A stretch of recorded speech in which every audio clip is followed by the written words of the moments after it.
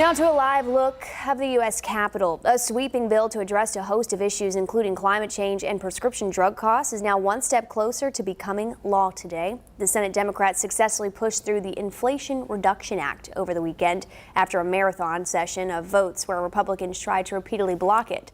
ABC's Faith Abubey has more on what this legislation really means.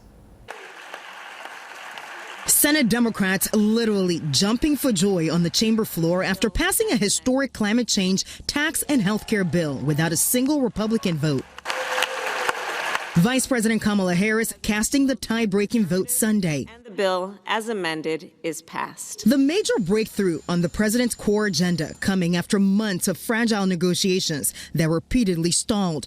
But despite political infighting and Republicans united in opposition, Democrats approving the $740 billion Inflation Reduction Act using the process called reconciliation, where only 51 votes are needed. The bill would make the largest climate investment in U.S. history, provide tax credits to buy electric vehicles. It also lowers some health insurance premiums and allow Medicare to negotiate the price of some high-cost prescription drugs with pharmaceutical companies. The bill also caps the annual out-of-pocket cost for prescription drugs for seniors at $2,000. That's a big deal. It changes people's lives. There's a whole range of things that are really game changers for ordinary folks. Democrats say the provisions will be paid for in part with revenue from a new 15% minimum tax on corporations with at least $1 billion in income. I am confident the Inflation Reduction Act will endure as one of the defining legislative feats of the 21st century. Some Democrats admit it'll take time for the bill to have any impact on inflation.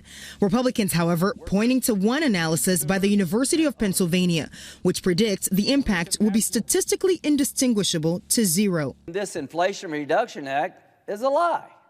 It's not going to reduce inflation. But the GOP also facing backlash after blocking a push to include in the bill a $35 monthly cap on insulin. My son can't live without insulin. So it's really important that we're able to afford for him to live, obviously.